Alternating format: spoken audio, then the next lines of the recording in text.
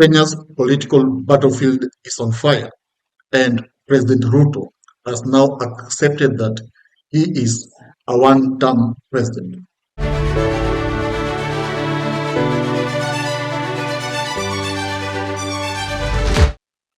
Now, folks, ever since Gachagua launched his party, UDA has been in chaos, and now President Ruto's allies are saying that Gachagua should be arrested, and of course, he should be stopped from inciting Kenyans. That's not the excuse they are using. And Gachagua''s party launch has triggered panic within President William Ruto's camp, leading to calls for Gachagua''s arrest and intense political attacks from Ruto's allies. Now, you see, this is a way of stopping Gachagua from vying, because these people have seen that indeed we underrated Gachagua, but now we are paying for it. This man is taking over. His party is taking over. His party is popular.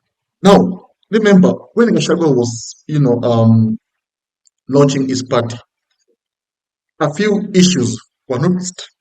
One, Gachagua's party launch was chaotic, with unidentified assailants storming the venue, forcing police to fire in the air to restore order. Someone sent goons to attack Gachagua's party. Of course, you and I know the people who disrupted Gachagua's party. And Gachagua has openly said that President Ruto is afraid of him. That's why he sent goons to, stop his party. That's according to Gachagua. And I do agree with Gachagua, because his party, DCP party, is taking over. Actually, the party slogan, Skiza wa Kenya, listen to Kenyans, signals a populist approach aimed at winning over disillusioned voters. You see, this slogan, remember, let me take you back. In 2022, William Ruto's slogan, the Afla Nation, Mamboga, Boda Boda, the slogans really worked for Ruto. And the slogan made Ruto the president, because he appealed to people, like as someone who, who can resonate with the poor, with the hustlers. A big percentage of voters are the poor people, the hustlers. People in Kilimani, in these posh estates, Kilimani Nyali, name them, Kilimani Nyali, Karen, they don't go to vote. They don't vote. They don't even have time. But people who are in estates, people who are in Umoja, where Donholm, this estate, normal estates, Kibra, they're the people who wake up early and go to vote. And this slogan, Skiza wa Kenya, is a very powerful slogan, and Ruto regrets. He wishes he knew he would have stolen the slogan long time ago. But now the slogan has been taken by Gachagua. That's why Gachagua's team is really, they can't stomach Gachagua's party. And they're all over insulting Gachagua, telling Kenyans that, oh, huyu ni Mkabila. No, Gachagua is not tribal. Remember, every politician is tribal. I always say that, because even Ruto himself used tribal cards to win the presidency. That's why he used to camp in Mount Kenya every Sunday with a Bible, with contributions in churches, and he was trying to consolidate Mount Kenyan votes. In fact, he used to, tell Mount Kenyans that our enemy is Raila, and Obuganga, the Luo people, Hado, Wabaya. And in that way, Mount Kenyan saw him as their own member, as their family. And that's why they voted for him to the man. That's the reality. And now, Gachagua's slogan is trying to, take over. And this Skiza wa Kenya slogan is really the best. Now, Ruto's ally is talking back. Murkomen, the CS interior, is saying that Gachagua should be stopped from vying. Of course, he has been sent by Ruto. Tell Kenyans that this person should be stopped. And I tell you what, these people will try all they can to stop Gachagua from vying. But the good news is, for Gachagua, he said that it's not a must advice, but he can support anyone who wants to be the president of Kenya. So that means that if Matiangi is the person who will be supported, Gachagua will, take all the Kikuyu votes, Mount Kenya votes to Matiangi's basket. If it's Kalonzo, they will take all the votes to Kalonzo. So it's a card that Gachagua has really played very well. And actually, um, Gachagua has already said that he is not interested in becoming the president, but if he is chosen to be the flag bearer, then he will go for it. And that's how it's supposed to be. Now, Kenyan leaders are reconsidering their 2027 stance with whispers political revenge. Um, Now, Mount Kenyan people, they are seeing Ruto as their enemy.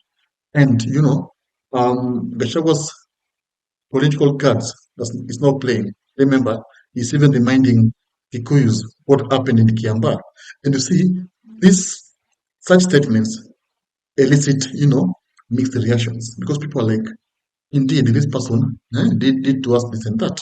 Remember the Kiamba issue that, of course, took Ruto to ICC. Yeah, but of course, there was no strong evidence linking Ruto, whatever happened in Kiamba. But Gachagua is trying to, incite Mount Kenyan people. He's trying to tell them that our enemy is Ruto.